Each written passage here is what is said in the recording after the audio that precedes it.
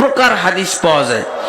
যেমন রাসূলুল্লাহ সাল্লাল্লাহু আলাইহি ওয়াসাল্লাম বলছেন, সাহাবীদের থেকেও আছে, কোনটা মওকুফ ভাবে, কোনটা মারফু ভাবে। মারফু ভাবে, মওকুফ ভাবে। মওকুফ মানে সাহাবীদের থেকে সহিহ ভাবে বর্ণিত হয়েছে, রাসূল থেকে হয়তো দুর্বল ভাবে, সাহাবীদের থেকে সহিহ ভাবে পাওয়া গেলে সেটাও সহিহ হাদিস। যেমন ধরেন, লা দীনা লিমান লা সালাতা লাহু, ওই ব্যক্তির দিন নেই, দিন ধর্ম নাই যার সালাত নাই। আগে তো একটা শুনছেন প্রসিদ্ধ হাদিস, বাইনাল আবদি ওয়াল কুফরি ওয়াশ শিরকি তারকুস সালাহ, আল্লাহর বান্দা এবং কাফের মুশরিকের মধ্যে পার্থক্য হলো সালাত ত্যাগ করা।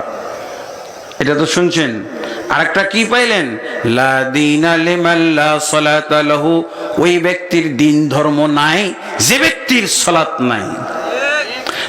লা ঈমান লিমান লা সালাতা লাহু, ওই ব্যক্তির ঈমান নেই যেই ব্যক্তির সালাত নাই। ওই ব্যক্তির ঈমান নাই যে ব্যক্তির সালাত নাই। লা ইসলাম লিমান লা সালাতা লাহু লিমান তারাকাস সালাহ, ওই ব্যক্তির ইসলাম নেই যেই ব্যক্তির সালাত নাই।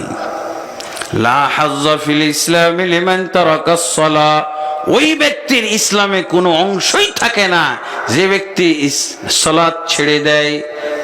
এগুলো কত কত হাদিস, এতগুলো হাদিস।